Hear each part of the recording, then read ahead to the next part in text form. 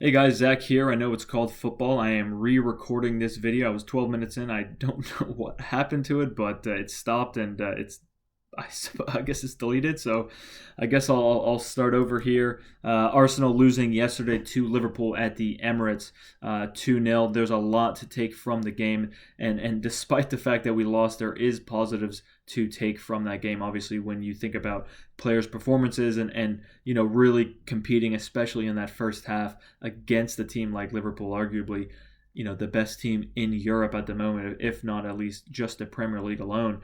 And again, there's lots of improvements with Arsenal.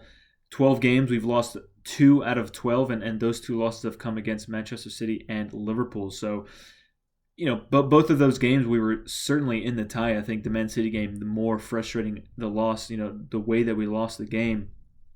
But the Liverpool game yesterday, the first half was very well balanced, and I suppose we weren't really testing that defense and testing Allison in goal. But we were standing toe to toe with Liverpool defensively and especially dangerous on the attack. Excuse me, when you saw Gabriel Martinelli on the ball and Odegaard was finding some room here and there. Bukayo Saka, I thought, was a little bit quiet, but he was very, very crowded over there on that right-hand side. And still, you can see the link up and that cohesiveness within this team that Arteta has been building the past couple of years. It's really, really coming to fruition. And you have to say, when I think the summer comes around and Arsenal look to buy a striker or two and buy a midfielder, a more natural number 8, filled the position that Granit Xhaka has been playing recently, and I think playing well again yesterday. I thought he did pretty good against Liverpool. I thought he'd done well. I should say that. Thomas Partey, again, a very good game from him when he was on the ball. A couple great tackles from Thomas Partey as well. Couldn't quite control the game like he always likes to, like he has done the last couple games. But again, you see the quality in that midfield. Fabinho, so underrated. He's such a fantastic player. The way he sits in the midfield and can come back and sort of sit ahead of that center back pair against, of Virgil van Dijk and Joel Matip. Really, really such a good player. And Thiago, of course, heavily involved in that first goal, the ball that he played through Diego Jota, who again scored against Arsenal. I mean, finding it really, really, it's just commonplace at this point. Jota scoring against us, and it was a really good through ball. I think the only issue with that is, 2 issues. I don't really know. Cedric seemed to be sort of in no man's land there. Watching it back and watching replays of the game, he seemed to maybe just lose him, and Benjamin White really forced to come back defensively. Of course, not in time. And look, Aaron Ramsdale should have saved that. I think he knows. Certainly, it's probably the first thing that crossed his mind when he saw the ball in the back of the net. But look, hopefully he can recover from that quickly and he's not hanging his head. Obviously, Ramsdale has been absolutely fantastic for us since he's come in at Arsenal and knocked Bernd Leno out of the number 1 spot. And you would hope that he's not going to beat himself up too much about it. And I don't think he is. He's very, very characteristic. I mean, he's got loads of charisma, that guy, and hopefully he'll be back in good spirits to face Villa on Saturday. So there's a couple of things I want to talk about, and I want to try to make this video quick, because I don't know if it's an issue with my camera, with my tablet here, or what, but I don't want to have to record another video. So, Arteta had a couple comments in his post-game interview about the fixtures and the rescheduling of games that Arsenal are finding themselves in the next couple weeks. And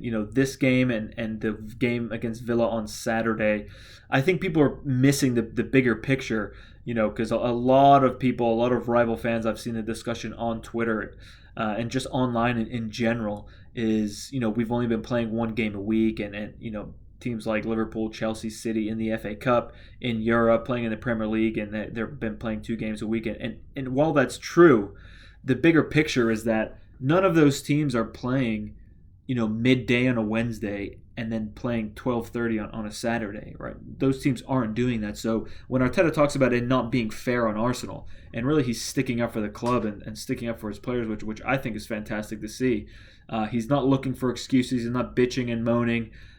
He's accepted that is a fact, but it does seem strange that it's only really ever happening to Arsenal. And I'm not saying there's some grand scheme or some conspiracy against Arsenal, but it is strange, especially when you look at the Chelsea and Manchester United games and just how close they are.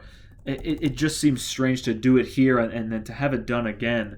I'm just going to look. I just want to make sure I'm not getting anything wrong here. It just seems strange, and I think it is a bit unfair, really, when you look at the fixtures and the fact that the Chelsea game was postponed and nothing to do with Arsenal. They were playing a game in the Club World Cup, completely useless competition.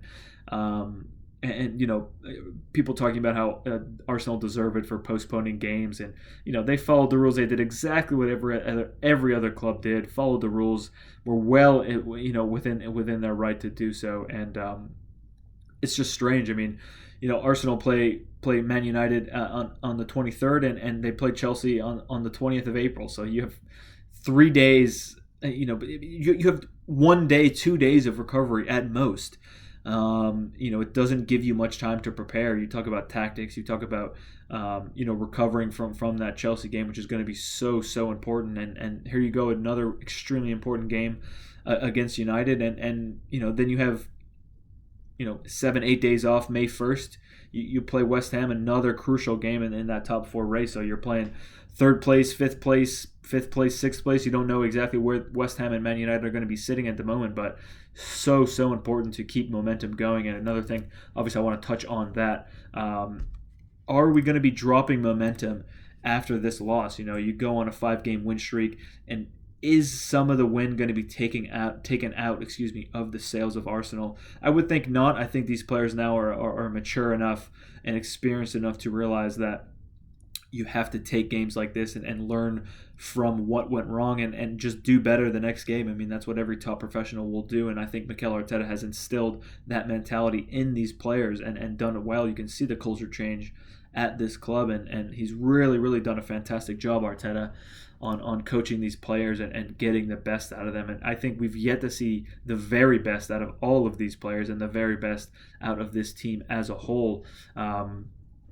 You talk about one of the best teams, if not the best team in Europe.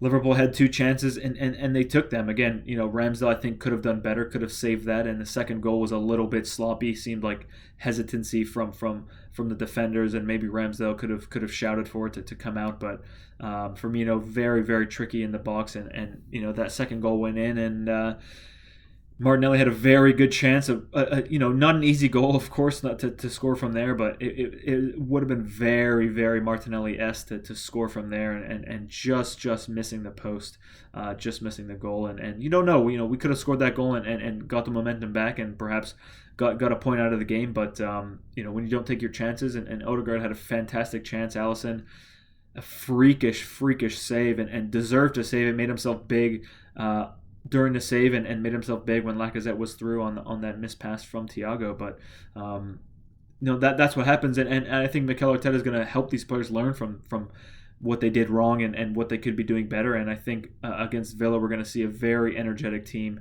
and a team set up very similar to what we saw against Liverpool.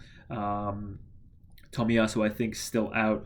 Emile Smith-Rowe, I don't see him really starting. Gabriel Martinelli in such fine form at the moment. And no, he's not scoring goals, but his energy, his press, it's so important to the way we're playing at the moment.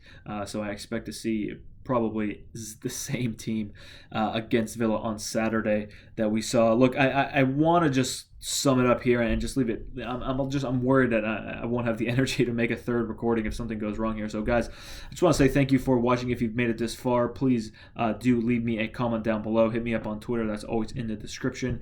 Give the video a like if you liked it. Let me know your thoughts. What do you think we're going to look like on Saturday? Results, how are we going to manage to get top 4 if it's possible this season? Please let me know your thoughts in a comment or hit me up on Twitter, guys. Again, thank you very much for watching, and I'll see you when I see you.